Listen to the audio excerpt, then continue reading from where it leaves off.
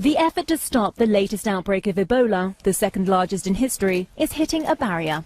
Despite huge medical advances in controlling the spread of the disease, health officials say it's society, the human factor, that is proving in some ways the most difficult. Reuters health correspondent Kate Kelland.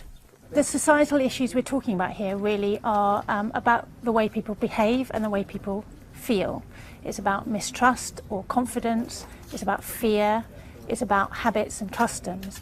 And what public health officials are saying is that you can have all the best scientific tools in the world. You can have a vaccine, you can have drugs, you can have treatment, you can have clinics, but if you can't bring people with you and you can't win their confidence and their trust, then you can't put those tools into action to stop the outbreak.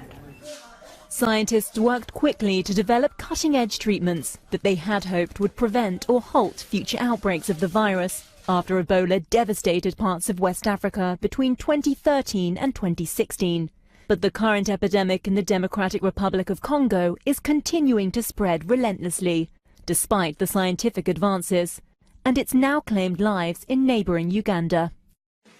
The World Health Organization says mistrust of authorities in the Congo, even attacks on healthcare workers and patients avoiding treatment centres are all exacerbating the problem. What experts are saying is that global public health has changed, and mainly that's to do with connectivity. It's about more trade and travel, which means people move around more nationally and internationally. And it also means that there's more information flowing. There's good information and there's bad information, but there's a lot more of it out there. And what this means in terms of public health is that now more than ever, it's important to win public trust so that the scientific advances that are being made can be put to use to protect public health. Making matters worse, some of the affected regions are hotbeds of militant activity. Treatment centres have been repeatedly attacked by armed militiamen and community members who think Ebola is a conspiracy against them and have undermined efforts to contain it.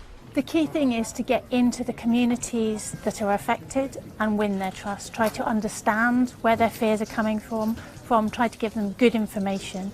And what the public health officials in this outbreak are trying to do is get local communities to engage with leaders, with also people who have been directly affected by the disease or have been vaccinated, who can then help their peers understand that vaccination can protect you, treatments can help, and that coming forward if you're feeling ill is the best way to stop spreading the disease and your best chance of surviving it. The challenge of containing Ebola in the Congo has been compared with controlling the spread of cholera in Yemen and measles in the United States. The barriers are often more social than scientific.